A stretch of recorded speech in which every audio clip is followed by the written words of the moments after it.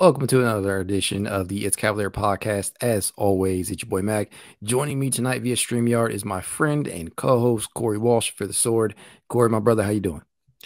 I'm doing all right, Mac. We've had an up and down roller coaster in the past few games since we last spoke, but can't ask for anything more. We're heading to postseason time, a time that this podcast hasn't experienced. Oh man, I'm right there with you. It's just a lot of emotions over these past few games, and some good, some bad. Some we'll get into today. And with that said, let's get right into some, man. We have just 3 games left on the season after the Cavs dispatched the Indiana Pacers, who are without Tyrese Halliburton and Miles Turner. But damn, did they give the Cavs a run for their money, bro. Cleveland was down Isaac Okoro, and that continues to be an absence that's felt that I feel like not enough people are talking about. It was clear from the start that one team, and that was the Pacers, were in it from the jump. I mean, they appeared to want to be there. Indiana rookie Ben Mathurin, Andrew Nimhard, Jordan Nwora were just a few who looked like they came to play. The Cavs, on the other hand, for at least the first half, looked like they didn't give a single fuck about that game. Seriously, dude. Save for one Donovan Mitchell, the resident Cavs superstar, did what we have grown accustomed to see him doing, and that was take over. In case you've been living under a rock recently, Donovan Mitchell notched to his 12th 40-point game performance of the season. That, I believe, is the most in a single season in Cavs history, and it's already the second most 40 or more point game behind LeBron, who has 51 such games across 11 seasons. That's pretty fucking impressive, in my opinion. Corey, Donnie surpassed Kyrie Irving for second most. Would you care to guess who number 3 is now?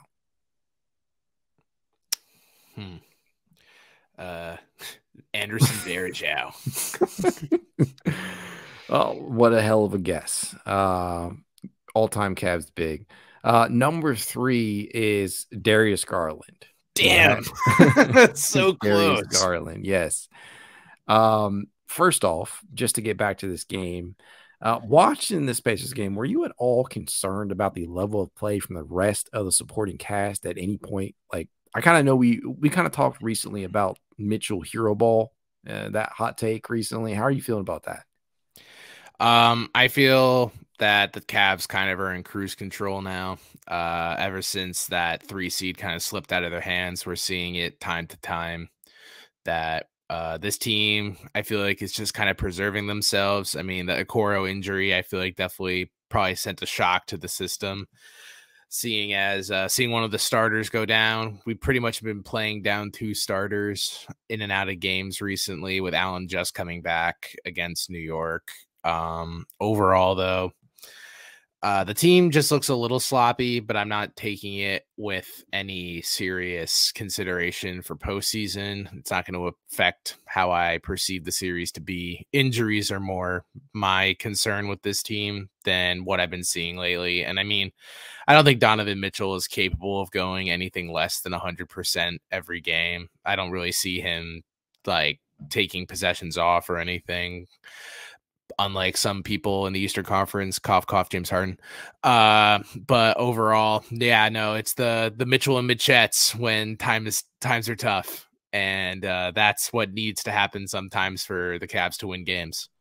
The Mitchell and the Mitchettes. That is a new one for me. I like that. I mean, for me, like I think when we were talking about this initially on Twitter the other day, it's like for most of the time when this happens to occur, it's to the Cavs' benefit. If a guy like Darius Garland doesn't have it going, or Evan Mobley's just not involved, or you're just not getting consistent offense out of the rest of the starters, anything like that. Donovan Mitchell just kind of throwing the ball to him and saying, make something happen is usually their best offense. It's just one of those things where you know that you're going to feel comfortable giving your superstar the ball when the moment matters. And I think the Cavs have gotten away with it all season. Unfortunately, I don't see that changing. Am I saying it's a bad thing? No, because we know that you need top end talent to win at the highest level. But it's not necessarily something that makes you feel great. And I think the Cavs, I mean, you can feel free to disagree with me, but it just kind of felt like they were sleepwalking through that first half. At least most of the team, like they, we already know that they're going to the postseason. The 4th seed is a virtual inevitability at this point in time. It just kind of looked like a lot of them were just not in it mentally, and then Mitchell just absolutely wanted that one, and thank goodness he did because we went out and got it. But it just often seemed like nobody really wanted to be there. Some people specifically pointed to guys like Darius Garland. Some seriously, dude. Somebody literally suggested that Darius Garland's contract was bogus, pretty much. That person might not be Twitter blue. Yeah, it's just for me, like you see Darius Garland going through a mini slump or whatever, what have you, and you're just like, sometimes it's okay to understand that Darius Garland is not going to have it going. And there have been tons of nights where that has been the case. But even when that is the case, he's contributing in other areas. You see him play make. You see him be able to put guys in a position to score. Donovan Mitchell. I mean, I can't tell you how many times he's put Donnie in a position to score. And Mitch is one of those guys who can obviously create his own baskets, but it does help to have a floor general out there like DG. That was my takeaway from the game, my primary takeaway. I looked at this and I was like, I think when we were originally looking at this last stretch of games, Indiana was one of the games up there where I think we kind of felt that it was definitely a losable game. And it started to feel like it was trending in that direction. But thank goodness they were able to pull it out. But we all know why we're here, and that is to talk Knicks and Cavs. The main event. The Cavs are 7-3 over their last 10. They still have a 3-game lead on the Knicks as of recording this.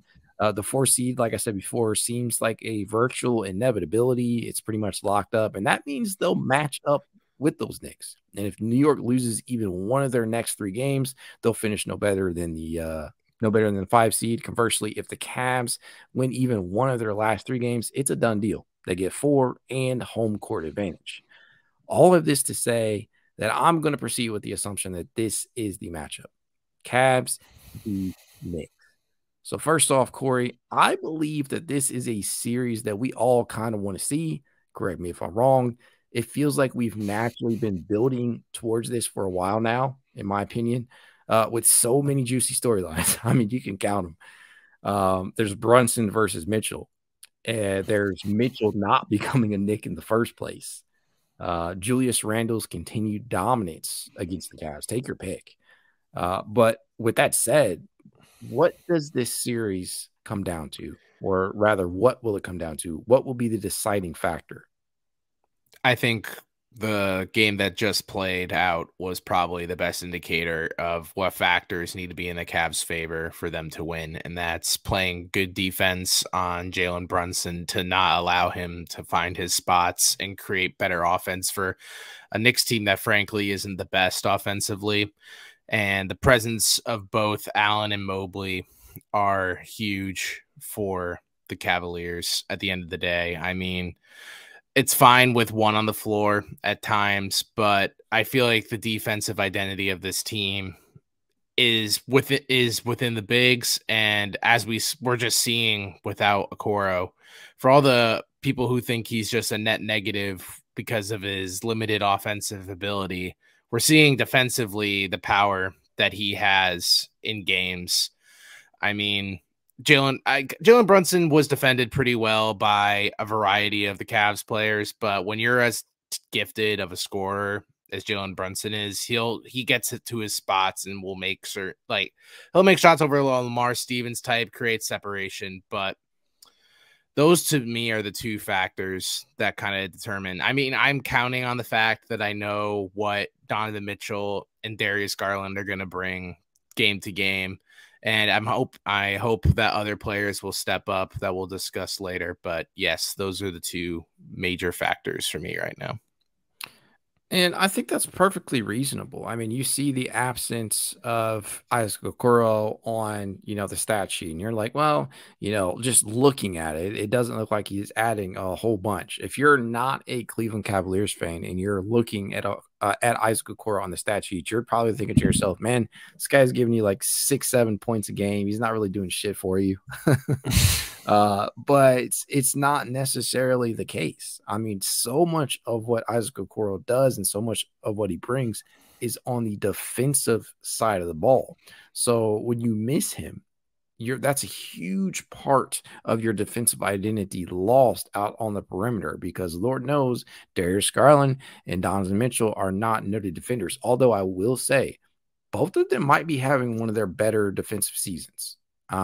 Especially Donovan. When Donovan's locked in defensively, it often appears like he's a pretty good defender when he's actually engaged on that end of the court. But since we also ask Donovan to contribute very heavily on the offensive end, that's not always a given.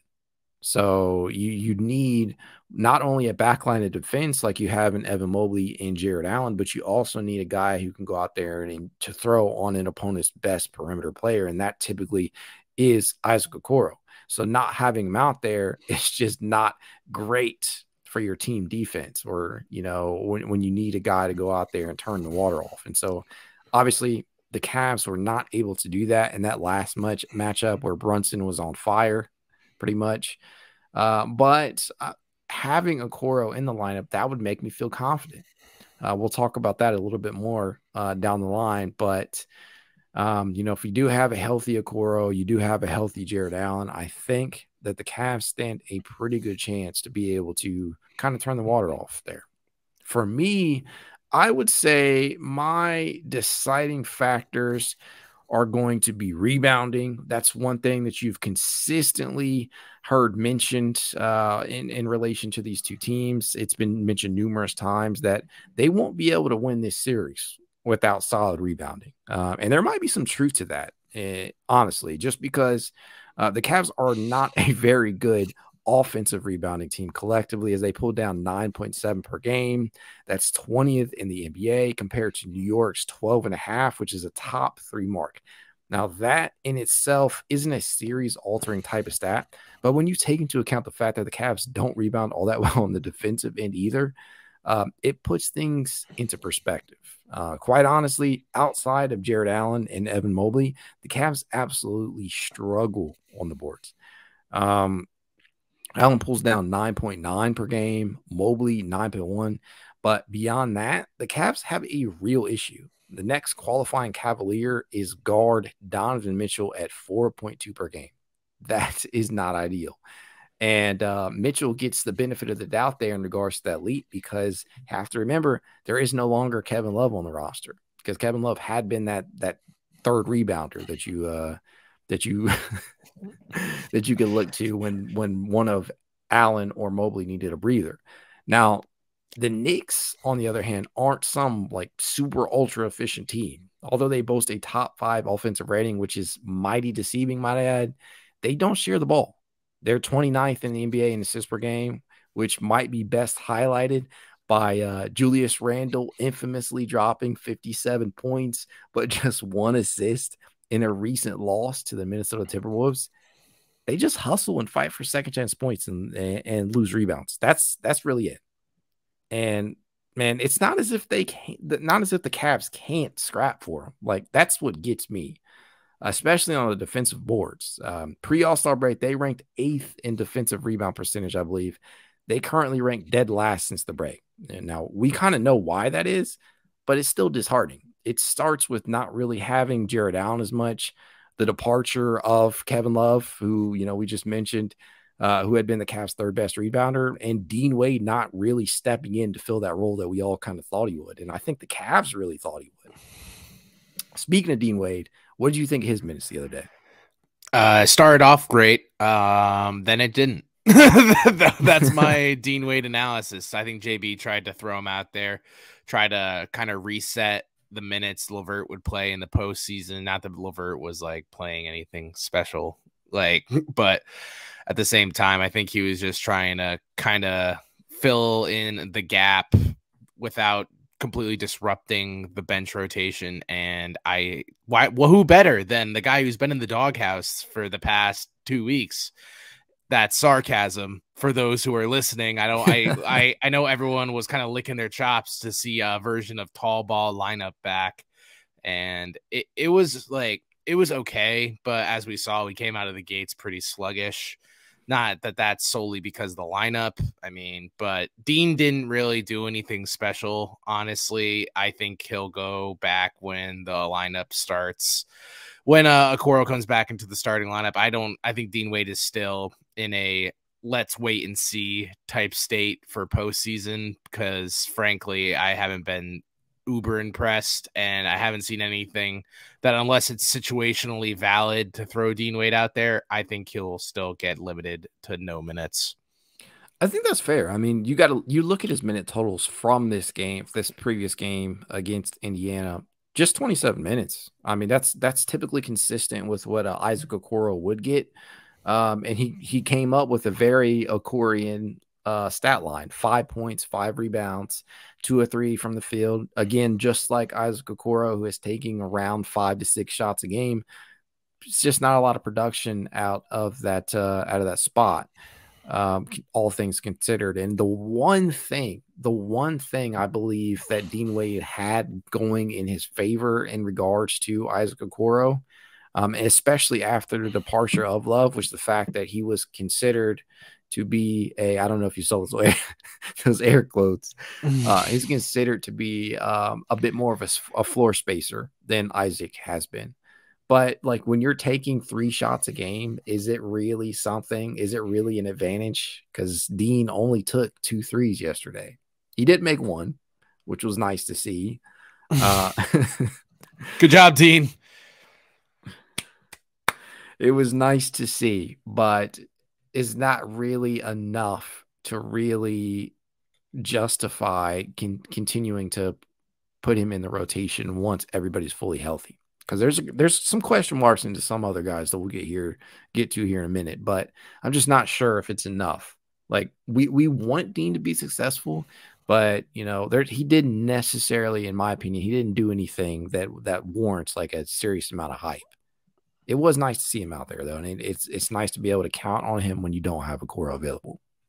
Dean Wade is like the friend you had in college right now, where like you thought you had these good memories of him. You think it's going to be a great time. And then you see him again for the first time in months. And you're like, wow, I actually didn't really enjoy you that much. I think not to go Bill Simmons on you with the weird analogies.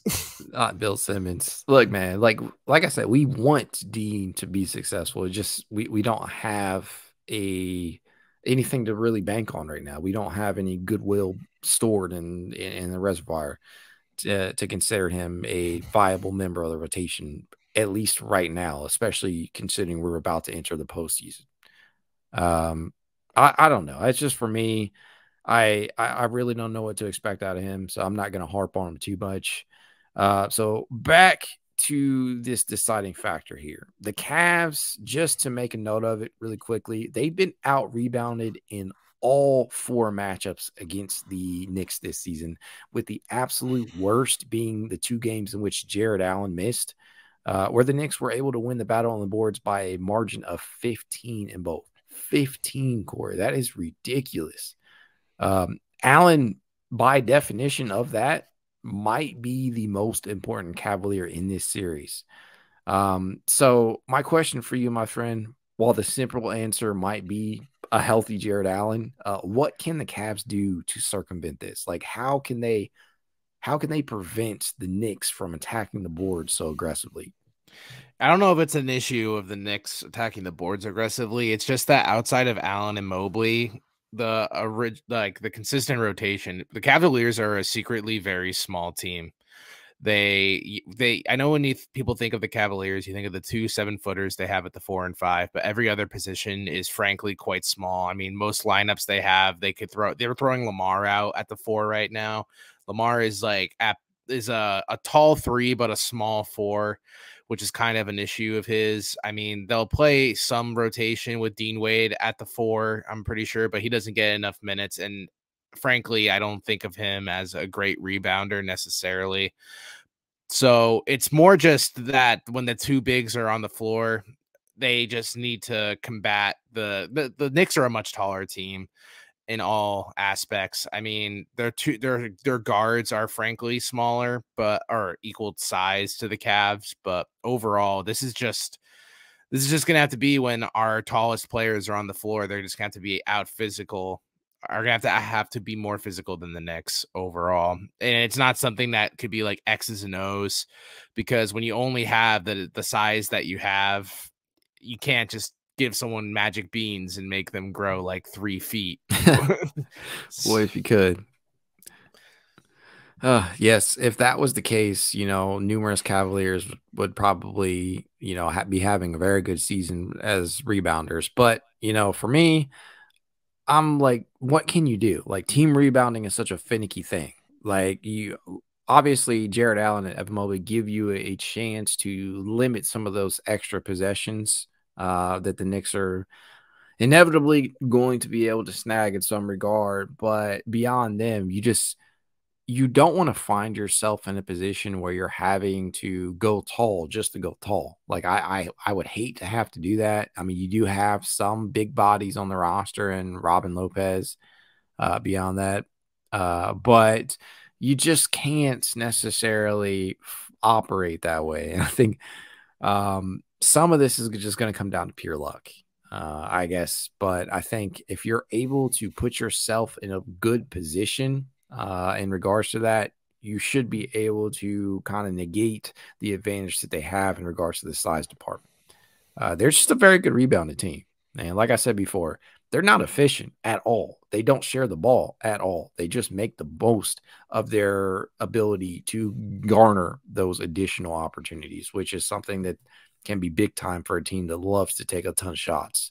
When you got a Julius Randle on your roster, when you have a Jalen Brunson on your roster, you know you're going to get a lot of shots out of those guys.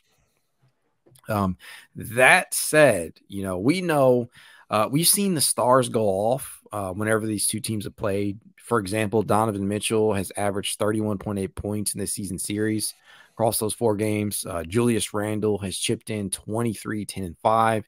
Jalen Brunson, 25 points. Darius Garland, 19.7. Corey, when it all comes down to it, to win at the highest level, your stars often have to shine. But with that said, give me your prediction for who will end up being the MVP of the series and why.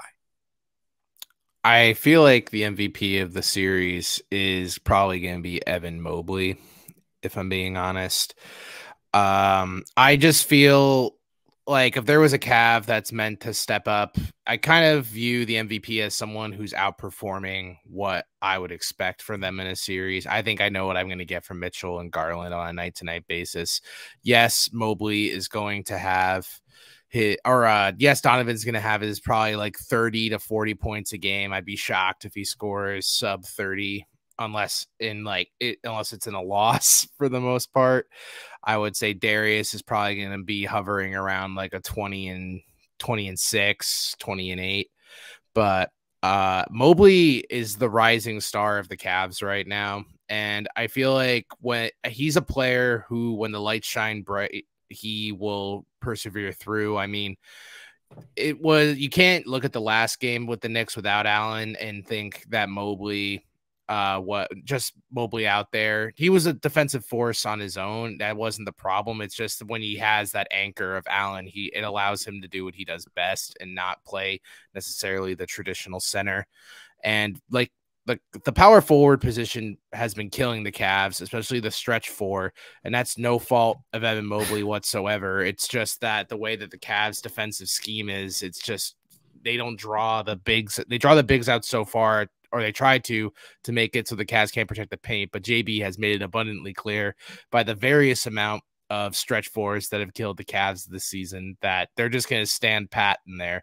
But I think Mobley versus Randle is a very interesting dynamic in this series. And even if Randle is going to be a little hobbled off the injury, but I think Mobley is going to really kind of show the national audience why he should have won Rookie of the Year over Scotty Barnes, and why he going into next season is definitely one of the top players in the league going forward, because he needs to step up to the bill the way that I think the team wants him to. The players know he can, and the fan base is starting to see over this stretch that he can be as well.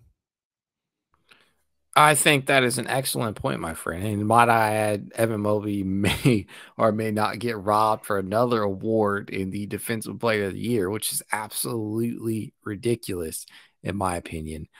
More on that here in a little bit. But yeah, that is definitely a matchup to keep an eye on. If Evan Mobley can break out against the Knicks, I mean, that might put the team over the top. And just to kind of paint a picture here, Evan Mobley has averaged 13.3 points, 7.8 rebounds, and 3.5 assists across those 4 matchups that the Cavs have had against the Knicks this season. So he is pretty vital. It's definitely it's definitely one of those things where you're going to have to wait and see if they're able to kind of cool Randall off, because Randall has been absolutely a scorcher of a player against Cleveland this season. Like I said, 25, 10, and 5, 23, 10, and 5 against the Cavs. And it's not like it's super inefficient for him individually. He's killed the Cavs. I mean, I hate to say it, but he has. And like you mentioned, stretch fours typically are the Cavs' bane of existence, especially star stretch fours. Guys who can go out there, Pascal Siakam,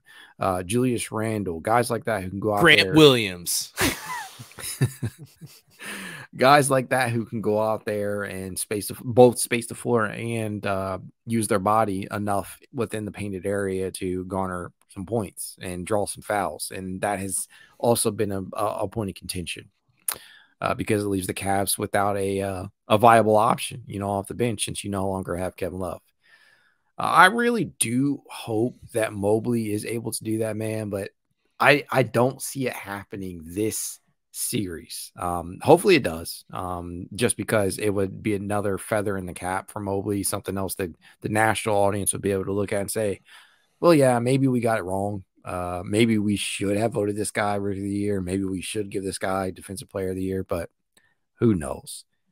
For me, and I know this is probably going to be everybody else's answer, and I'll be no different. Donovan Mitchell. I mean, for me, when the offense slows down to a screeching halt, when Darius Garland doesn't have it going, when Evan Mobley's been taken out of the offense by the opposing team, there remains one constant, and we all know who that is. That is Donovan Mitchell. Dude, I can't tell you how many possessions we've seen the Cavs just hand the ball to Don, just ask him to cook. I mean, that's what they did against Indiana. And more often than not, he comes through. So I think he's probably going to have to do it again in the postseason when things seem to slow down. And we already know the storyline there. Cavs play with an abysmal pace. But the crazy thing is, both the Cavs and the Knicks play with, I think, bottom 5 paces right now. So with that said, how much do you think that'll factor in? Do you think the pace of play is really going to be that big of a deal? No, because the Knicks also just can't play at a fast pace whatsoever. They have to be methodical with their ball movement because they don't have any. So yes, like a terrible amount of assists. They're, like I said, 29th, I believe, in assists per game. They're a very ISO heavy team, and they're like the Cavs in the sense where their best version of offense is transition offense. But if you get them in the half court, it's a real ugly watch, to say the least. This series against the Knicks could easily just be a brick fight. Just people, it's just going to be really painful at times, unless you're a fan of both those teams, or if you're one of the sickos out there who just wants to watch really good defense, because that's something that these two teams do very well. And offensively in the half court, I feel they both kind of struggle, and they both have really slow pace of play and shot attempts per game. So overall, it's going to be tough times for those who are hoping for some Houston Rocket, Golden State Warrior-esque series a la 2018. I mean, it's going to be a barn burner, right? I mean, the tons of points are going to be put out. Nah, I mean, we know what New York can do. They have such a a highly rated offense because they get so many of those second chance points, so many of those extra possessions. So I am expecting a high scoring affair in a few of these games, but I think it's going to be a slowed down, kind of grinded out type of game. I do not see a ton of transition baskets occurring. I just don't. But that could be the case. Both teams generally thrive in that. We know specific players on Cleveland's end that really thrive in that type of environment, i.e. a Coro, somebody like a Jetty Osman, guys, Donovan Mitchell, throw him in there. Guys who really thrive in transition and in the fast break. I don't see that being the case through this possibly 7-game series. Let me ask you, my friend, do you think this is going to need 7 full games? Uh, it really depends on the health of Isaac Okoro, honestly. If JB earlier came out with a quote saying he's not necessarily certain when Okoro could come back or if he's ready for it, and that changes a lot. That I feel like that kind of opens the door to a 7-game series. I'm not. I feel like I'm in the minority. I am not overly scared of this Knicks team whatsoever. I think the Cavs have full health in the playoffs. I think they have two of the 3 best players in this series, and they have other players I have more faith can step up in a night-to-night basis than the Knicks cast of characters as well. So frankly, I feel like if the Cavs are at full strength, I would see this going 5 or 6 versus 7.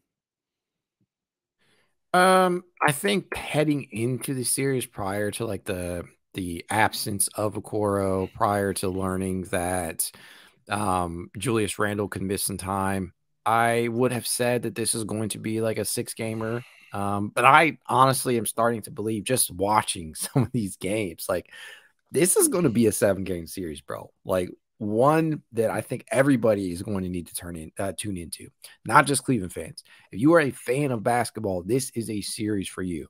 This is this is a series for you. This is must see basketball. There's just so many storylines here. There are so many juicy little details to look at here. And quite honestly, like I know this is going to sound like blasphemy coming from a Cavs fan, but I mean, who would have thought? Like, at least me. Like, you can correct me if if I'm wrong. Express your opinion whatsoever. But Jalen Brunson, I have been very impressed with Jalen Brunson this season. Like leaving Dallas, I was like, yeah, that's overpay.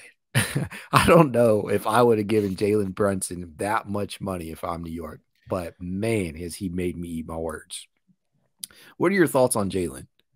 I think Brunson, his impact is definitely being felt by both the teams that he was both on and off. I mean, the Mavericks are in turmoil and tried to supplant him with a cast of characters that then turned into Kyrie Irving, which when you put all your eggs in the Kyrie Irving basket, it could only go one of 2 ways, really Hey, he good or might test really free bad. agency. Oh, what a shock. Who saw this coming?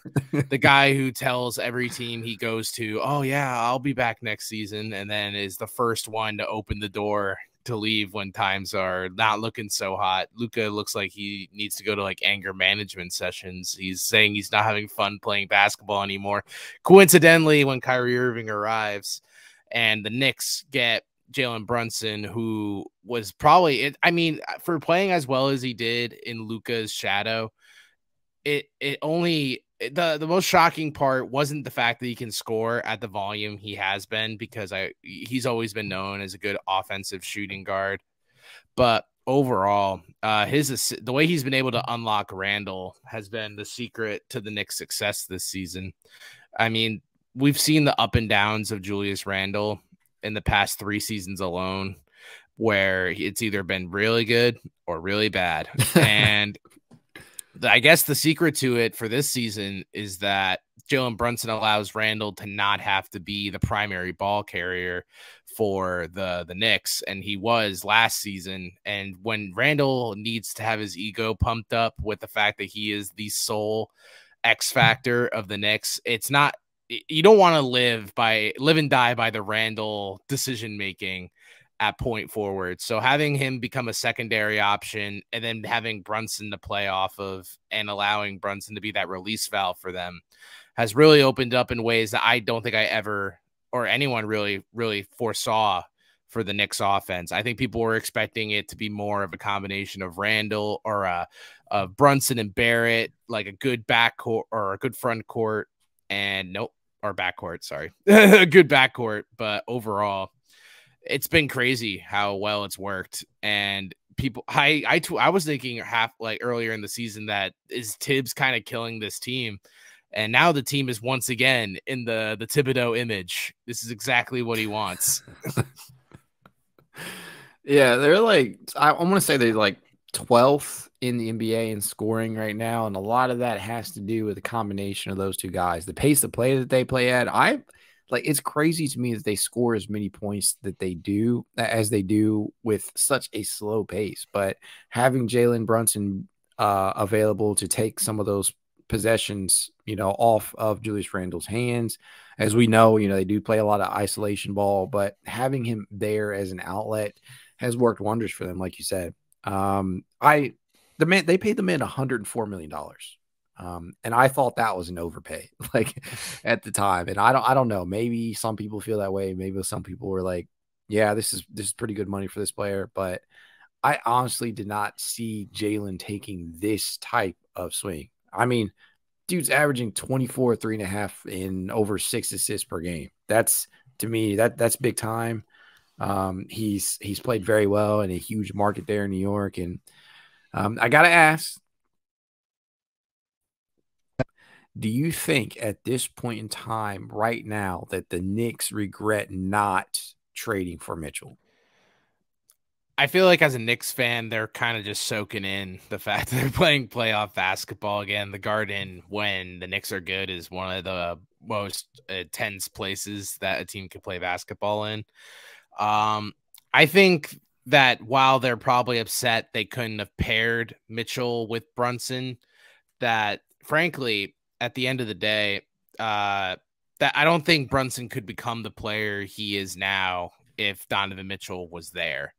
And I know the argument could be like, well, Darius is playing the same way he played without him, but Darius is like more of a true point guard than Jalen Brunson is. I think of Jalen Brunson as a score first point guard, and Darius is more of the traditional, I'm going to look for to feed my teammates before I feed myself. Not saying that Brunson's like a ball hog or anything, but I just don't think the two of them together would pair up as smoothly as what we're seeing with the Cavs guards. I think that's a very underrated part.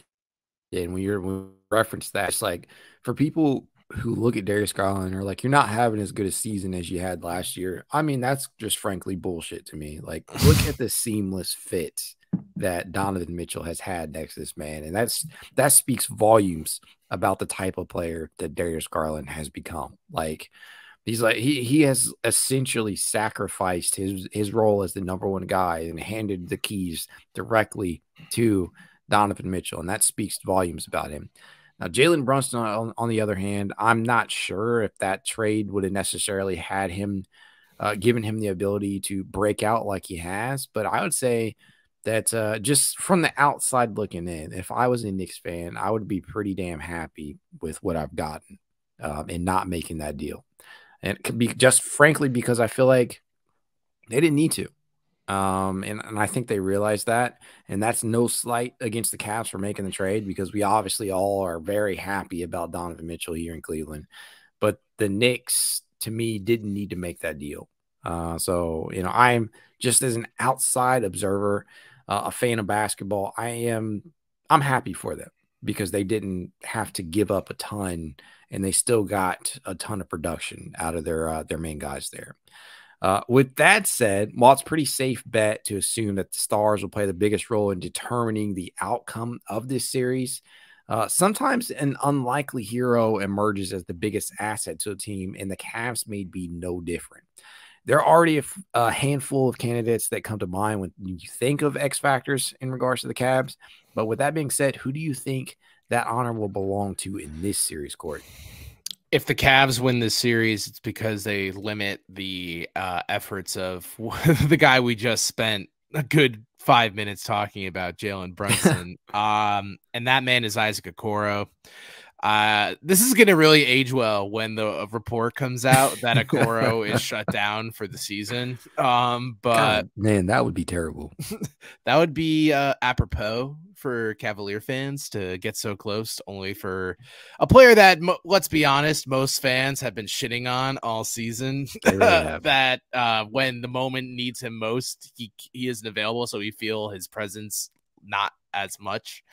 But yeah, Okoro on Brunson is the matchup to watch. I mean, friend of the podcast, Tony Pesta, has a great thread of Okoro's defense in the past on Jalen Brunson, and you can just see the difference. I mean, Lamar, I know I have been one to say that offensively they're similar, but defensively, I think a lot of fans think there is similarities between the two of them.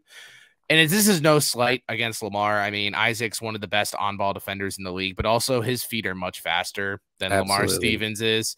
And Brunson has a handle that can easily shake Lamar. And that's not, again, saying Lamar sucks at defense. So people who are going to aggregate my statement as this being, oh, Lamar's a terrible defender and Jalen Brunson, if he's on him, the series is over. It's just more... It's just that Okoro is so valuable to this team's defense, especially for the guards. I mean, you can't rely. I guess a substitution would be Karras. I mean, yes, Karras' defense has been a lot better, but again, the gap between LeVert's defense and Okoro's defense is massive. And the Cavs defense needs to win this series. It's their bread and butter. And I know the front court is what everyone thinks about when they think about the Cavs defense, and it is the identity of it. But the straw that stirs the drink defensively is Isaac Okoro, allowing for more defensive versatility amongst the guards. Absolutely. Yeah. And just to kind of put a little bow on that, Isaac Okoro, when being the primary defender of Jalen Brunson, has limited Brunson to 2 of 11 from the field and 1 of 3 from three-point range. That is good for 18.2%, ladies and gentlemen. That right there is precisely why you need to have a guy like Okoro out there. Brunson doesn't give you 40-plus points a game against the Cavs if Isaac Okoro, in my opinion, just does not happen. And so if Isaac Okoro's absence has not taught you anything, let it be this. He is fully capable of turning the water off of a high-end perimeter player. And that is value. If you're not seeing a ton of production from him offensively, you can live with that if he's out there just completely snatching the souls out of an opposing player's shot. It's just one of the things you look at and you just don't appreciate it enough when you're talking about Isaac Okoro. So he could certainly be an X factor in this series. For me, I'm going to cheat a little bit here and give 2 players. For me, the first person is probably going to be Caris LeVert, for many of the reasons that we've listed in the past year. You need, and we've often said this year, at least, this is our opinion, and I think we're of the same belief here. I think Caris LeVert is the 5th most important Cav this season, just for what he's able to do in so many different regards. Isaac Okoro is definitely glorified for his defensive things he's able to do, but in my opinion, it's going to come down to Caris LeVert being able to provide a spark off of that bench, because as we all know, can be very woeful at times. You're just not getting consistent play out of most of the bench outside of LeVert, who, frankly, in my opinion, I think the inconsistency talk in regards to LeVert has been wildly overblown, because I feel like he's been consistent for a while now. And so I think he's going to be one of the biggest factors, one of the biggest deciding factors for this series. He's going to have to be able to step up. And he honestly, he simply must.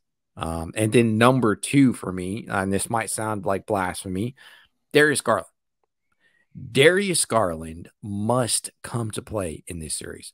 On the season against the Knicks, while he's averaging 19.7 points per game, he's doing so on a troubling 34.5% from the field and 36.8% from 3-point range. That's when I saw that, when I looked that stat up, Corey, I was astounded. I didn't think it would be that. Like, you see 19.7 points, you're like, okay, this guy's he's providing a solid enough amount of points, but it's not coming like efficiently at all. And mind you, this isn't a season where he has actually been more efficient than his all-star season last year. But against the Knicks, for some reason, like they're playing him perfectly. He's been able to contribute as a playmaker, but we need him to be able to do more because we cannot expect Donovan Mitchell to carry this team, over the top each night. If you're the Cavs and you're looking at the play of Darius Garland versus the Knicks this season, what gives you confidence heading into the postseason that he'll be able to kind of get out of that slump in the playoffs? Because he's fiending for it, Mac. These are his words. You had that story in your brain that entire time I was going on that rant, huh? Yeah, no, I just feel like a player like Garland can thrive in the playoffs because he can. It won't be he can be the Robin to Mitchell's Batman if that needs to be the case.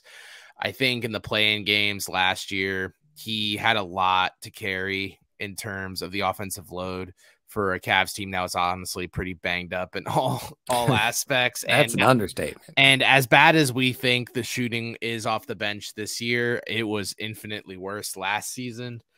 And Garland really had to carry a lot. So I think being able to have release valves around him, having a better version of Mobley than last year, having Allen, having Donovan Mitchell, I think this is kind of set up for Garland to kind of thrive in this series.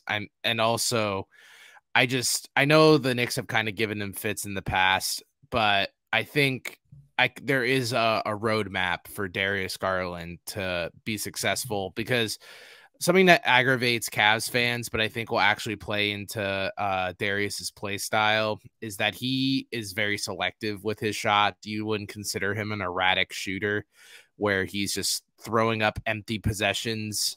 And I think because he likes to pick and choose his spots, it's actually going to benefit the Cavs in this series. Yeah, I mean, I'm not going to lie here. I'm a little worried. I'm a little worried just because I feel like that whatever defensive scheme that they've used on Garland, it has worked in 4 games. And hopefully, that is just a microcosm of Darius just not having it. It's just not necessarily encouraging when they have been able to do it consistently. Like, he is shooting sub 40%. Granted, he's giving you almost 20 points a game and over 6+ assists a game, but it's just it's a little bit troublesome. And I think that you can get away with it if other guys have it going on, i.e. a Donovan Mitchell, i.e. a Evan Mobley, like we talked about earlier. But I am a little bit concerned. So I'm hoping that, that we don't see that as a consistent theme throughout this series. Hopefully he has at least, if he can get the first bad game out of the way, I'm okay with that. But I don't want to see that as a consistent theme. That said, my friend, we know that, just plainly based upon the tape that we have and the lineups that we've seen, JB Bickerstaff has experimented with the rotation at points this season, but assuming the Cavs are fully healthy, is it fair to assume that the starting or whether the playoff rotation will look a little something like this? Yeah, I mean, I would expect the team to kind of look the same. I know there's people out there who would be shocked if Dean Wade gets minutes. I think anywhere between Jetty, Lamar, and Dean could be a minute-to-minute type situation. I think there's definitely flux in the bench because I think we have definitely seen over the season that it's not been the most consistent thing in the world, as you so eloquently said earlier. But ironically enough, I would say that Karras the Resurgence has earned him a guaranteed, as you said, he's the most big X factor for this team in the postseason. But yeah, I don't think JB's going to tinker with it too much. I could just see a rotation of Lamar, Jetty, and Dean, depending on the given situation. But for the most part, you definitely have it on the nose. Okay, yeah, and I know we can't see it here just because our overlay is covering it up, but Dean Wade, Lamar Stevens is actually that next. Oh, yeah, they're actually in that next group. He asked a very important question down here. Why not Hal Nettle? This is something that I pondered in my mind as I watched this last game against Indiana, and I have to say this. I'll say this about Hal. Every single time you put Hal Nettle out there, this man takes his assignment very serious. And I absolutely adore that, especially from a guy who does not get minutes consistently. And I'll also say this about Ricky Rubio. It's very clear to me that either one of two things has occurred. One, Ricky Rubio is not fully back from his injury. That is a perfectly reasonable assumption. Number two is that Ricky Rubio is just not the same Ricky Rubio that we got last season. And I think that that is also a valid stance to take. So, Corey, I'll ask you this. Hal Neto, would you consider shortening or splitting the minutes between Rubio and Hal, or completely replacing Rubio with Hal? I think if Rubio doesn't look like he's up for that certain game, I'd be very comfortable switching Neto with Rubio for that game in particular. And we've seen JB do that throughout the most recent stretch this season. And I think there is no reason why Rubio should be out there off of merit when he's not playing well in that in particular game. And I'm not saying I think it's more of the case of him not being fully healthy from the injury, because there's nothing in my mind that says that ACL injury should have taken a step back from Rubio. He's not an athletic freak. He is a methodical guard that plays at his own pace. So I think that's why it kind of says to me that it's more of an injury type than him sliding. And Neto can easily just be an instigator and a playoff personality that is important to set the tone the same way that Lamar was earlier in the season when he earned his minutes back into the lineup. So there definitely is a case for Neto, and it doesn't need to. I don't see a situation in which Neto and Rubio would split. It would just be flat out in a game that Rubio goes out for a few minutes, doesn't look to have his legs under him, and I could see JB making the swap. I think that that is reasonable.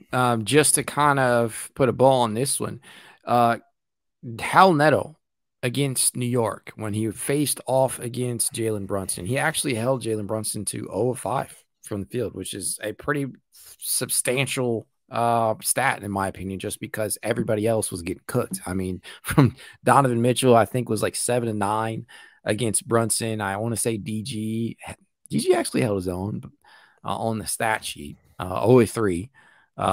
He held Brunson to 0-3, but Neto was by far the best defender. And I know we kind of referenced this earlier with like the Lamar versus Okoro kind of thing, but please, for the love of God, JB, I do not want to see Lamar Stevens facing off against a guard like that. If it's do not want to see Lamar Stevens as the primary defender on Jalen Brunson. Just absolutely getting cooked out there. And then last but not least, I do have to ask this before we head out of here, because tons of fans have been clamoring about it. Danny Green. You signed Danny Green. He was your acquisition. I think he was your first acquisition after the trade deadline on the buyout market. And the thought process was, I believe, by most fans was that, hey, we're going to kind of work this guy back. We're going to try and see what he has left in the tank, and maybe we'll be able to feature him within that rotation on like towards the bottom come postseason time. Is there a world in this first series? Is there a reality where you see Danny Green playing playoff minutes? Honestly, probably not. I think it's more of a rehab effort for him, and the postseason isn't a time to kind of use a cardio session for Danny Green. You can save that for scrimmage. I think the only way he gets in is if the Cavs need to space the floor more off their bench and no one else is hitting shots, because that 3-pointer, no matter how sluggish those legs look, they aren't affecting his jumper. He's looked pretty decent when he's had the time shooting wise. Otherwise, no, he has not looked pretty decent. But yeah, I think that's the only recipe for Danny Green seeing the floor.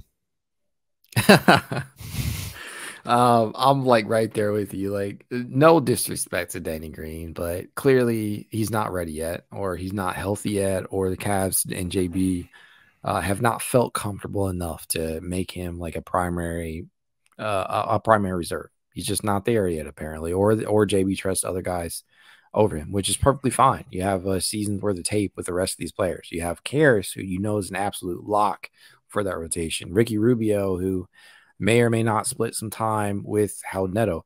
And then Jetty Osman, who might be like the most pliable of the postseason rotation. You might be able to like kind of move him here and about in regards to some of those other reserves. You know, you got your Lamars of the world, you have your Deans. Jetty Osman might be the guy there if you're going to put Danny Green and give him any minutes. But yeah, I just don't see it happening. That said, just want to get you on the record one final time. Cavs in how many games? If Okoro's playing, 6. If he's not playing, 7. 6. He's going 6. 7. Where's your confidence at, man? It's just the postseason. Anything can happen. I don't want. It's really like the talent gap isn't wide enough to where I think it could be a 5, and I definitely don't think it's gonna be a 4. It will definitely not be a sweep. I don't think it'll be a gentleman's sweep either. It's not happening in 5 games. This is likely to go at least 6, with the very, very high possibility that it goes 7. I believe it goes 7 in Cleveland's favor. I think they're able to win here, and as a first series win in about 6 years, right? Mm-hmm. Cavs' last playoff appearance was 2017, 2018 with LeBron leading the charge. We know how spectacular of a playoff run LeBron had then. Hopefully the Cavs are able to kick off another explosive and dominant playoff showing here in their first appearance in that long. But I mean, I do definitely see this going 7 games. And with that said, like we always tell you guys, if you'd like to reach out to us, you can at itscavalier_pod on Twitter, TikTok, Instagram, YouTube, and more. If you'd like to be added to the exclusive It's Cavalier Discord chat, you know what to do. Leave a rating, leave a review, send a screenshot of said review to itscavalier53@gmail.com, and we'll send you that invite. That said, have a good night and go Cavs. Go Cavs.